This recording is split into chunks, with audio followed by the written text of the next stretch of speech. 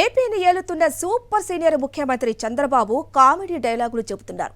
ప్రజలకిచ్చిన సంక్షేమ పథకాలు అమలు చేయడానికి భయమేస్తున్నట్లు నటిస్తున్నారు. అధికారంలోకి వచ్చి 50 రోజులు దాటినా ఇంకా ఒకదంపుడు ఉపన్యాసాలతోనే కాలం గడుపుతున్నారు చంద్రబాబు. పాలనపై దృష్టి పెట్టకుండా గత ప్రభుత్వం రాష్ట్రంలో విధ్వంసం సృష్టించిందంటూ దుష్ప్రచారానికే పరిమితమవుతున్నారు.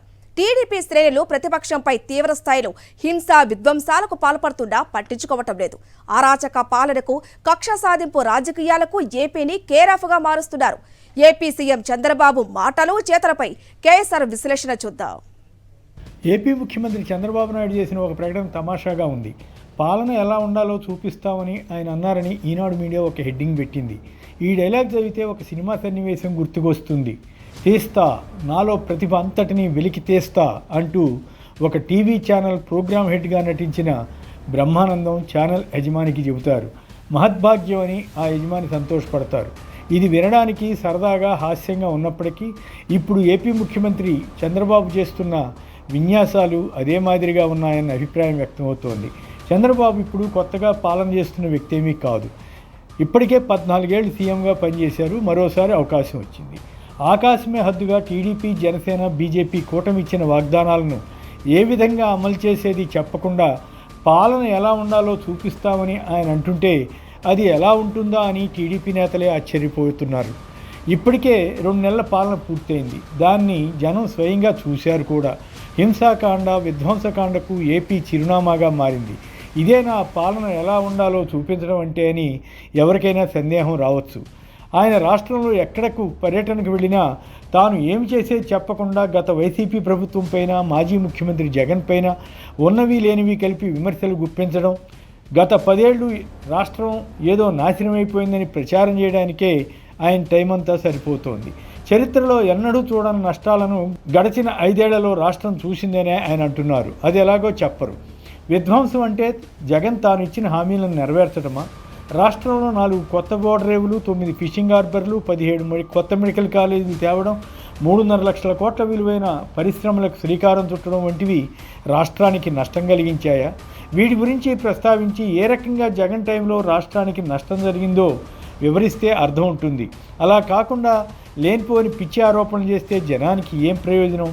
ఒకవైపు చాలా హామీలు ఇచ్చాం కానీ ఖజానా ఖాళీగా ఉందని చంద్రబాబే చెబుతారు.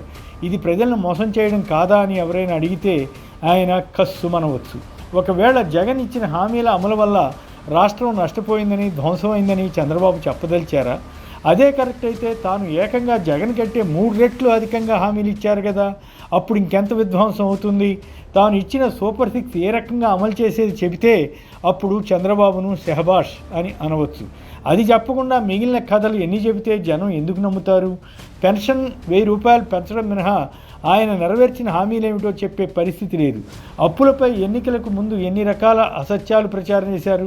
ఇప్పటికే అవే అబద్ధాలను ఎందుకు ఊదరగొడుతున్నారు? ఇదే నా పాలన అంటే ఏమిటో చూపించడం అంటే? ఉచిత ఇసుకని ప్రకటించినా ఏదో రూపంలో డబ్బులు వసూలు చేస్తుండడం కూటమి పాలనను చూపించడమా? జగన్ ప్రభుత్వం నిల్వ చేసిన సుమారు 40 లక్షల టన్నుల ఇసుకను టీడీపీ, జనసేన కేడర్ దోచుకోవడం ద్వారా కూటమి పాలన ఎలా ఉందో చూపించారు కదా.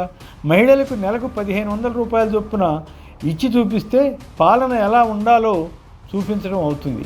రైతులకు ఇవ్వవలసిన 20,000 రూపాయల భరోసా ఇచ్చి ఉంటే అది పాలన అంటే అని జనం ఒప్పుకోవచ్చు. తల్లికి వందనం పేరుతో విద్యార్థులందరికీ చెల్లించవలసిన 15,000 రూపాయల చొప్పున నిధులను ఈ ఏడాది ఎగవేయకుండా ఉంటే దాన్ని కదా చంద్రబాబు పాలన ఎలా ఉందో అనుకోవడానికి అవకాశం ఉండేది. నిరుద్యోగ భృతి 3,000 రూపాయల సంగతి ఏమైంది? వాలంటీర్లకు 10,000 రూపాయల గౌరవ వేతనం ఏమైంది? ఇలా అనేక వాగ్దానాలను తన అనుభవంతో అమలు చేసి చూపించినట్లయితే పాలన ఎలా ఉండాలి కదా అని జనం అనుకుంటారు. వీటన్నిటినీ పక్కన పెట్టి జగన్ పైన, సాక్షి మీడియా పైన దుష్ప్రచారం చేస్తే ప్రజలకు ఏం ఒరుగుతుంది? సాక్షి మీడియాకి ఇచ్చిన ప్రభుత్వ ప్రచార ప్రకటనలను ఆయన తప్పుపడుతున్నారు. ఏ ప్రభుత్వం అయినా తన కార్యక్రమాలను ప్రచారం చేయడానికి మీడియాలో అడ్వర్టైజ్మెంట్స్ ఇస్తుంటుంది. చంద్రబాబు ముఖ్యమంత్రి అయిన కొద్ది రోజులకే ఈనాడు అధినేత రామోజీరావు సంస్మరణార్థం ఏకంగా 12 కోట్లు ఖర్చు పెట్టిన వైనం గురించి ఏం చెప్తారు? 2014-19 మధ్య ఈనాడు, ఆంధ్రజ్యోతి మీడియాలకు ఎన్ని వందల కోట్లు ఖర్చు చేసింది? సాక్షి మీడియాకు ఎంత మొత్తం ఇచ్చింది?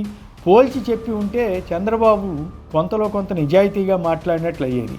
ఆంధ్రజ్యోతి మీడియాకు అర్హత లేకపోయినా 100 కోట్లు చెల్లించిన వైనంపై అప్పట్లో తీవ్ర విమర్శలు వచ్చేవి. అయినా చంద్రబాబు నాయుడు ప్రస్తుతం సాక్షి మీడియాపై బురద జల్లుతున్నారు. చంద్రబాబు ఒకవైపు తాను సంపద సృష్టిస్తానని అంటారు, మరోవైపు ఆర్థికంగా స్థితిమంతులైన ప్రతి ఒక్కరూ 25 మందిని వృద్ధిలోకి తెచ్చేందుకు సహకరిస్తే సమాజంలో పేదరికం అనేది లేకుండా పోతుందని కొత్త థీరీ చెబుతున్నారు.